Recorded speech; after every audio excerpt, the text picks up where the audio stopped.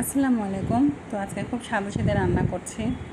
তো এখানে আমি ডিমটা সেদ্ধ করে হলুদ লবণ একটু গুঁড়ামরিচ মাখিয়ে রেখেছিলাম, সেটা তেলের মধ্যে দিয়ে দিলাম। ডিমটা ভেজে নিচ্ছি। তো ভাজতে ভাজতে একটা ডিম ফেটে গিয়েছে। ভাগ্য ভালো যে আমার চোখে লাগেনি তেল। তো ডিমগুলোকে আমি উঠিয়ে নিচ্ছি। তো ওই তেলে আমি পেঁয়াজ দিয়ে দিচ্ছি। তো ডিম ভুনা তো সবাই করে, তো এখানে তো নতুন করে বলার কিছু নাই। তো যাই হোক, তো এই তো আমি এখানে একটা সাদা এলাচ, একটা কালো এলাচ, একটা তেজপাতা ছেড়ে দিয়েছি আর দিয়েছি 2টা লং।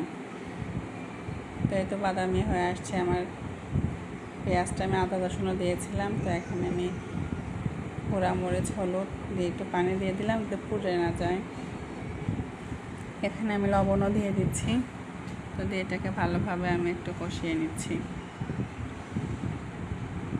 তো এই তো কষাচ্ছি। তো কষানো হয়ে গিয়েছে, আমি ডিমগুলো দিয়ে দিব। তো আমার ফেসবুক চ্যানেল সবাই সাবস্ক্রাইব করবেন, পেজটা ফলো করবেন, আমার ইউটিউব চ্যানেলকে সবাই সাবস্ক্রাইব করে পাশে থাকবেন। তো এই তো আমার ডিমটা হয়ে গিয়েছে, আমি একটু পরে কাঁচামরিচ চেরা দিয়ে নামিয়ে নেব।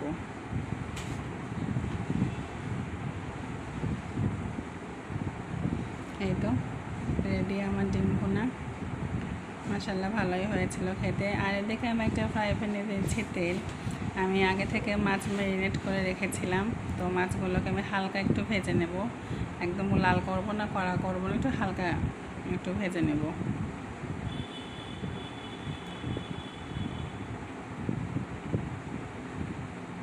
তো এই তো ভাজা হচ্ছে। এই তো আমি এক পাশে উল্টে দিয়েছিলাম। এখন মাছগুলোকে আমি তুলে নিচ্ছি।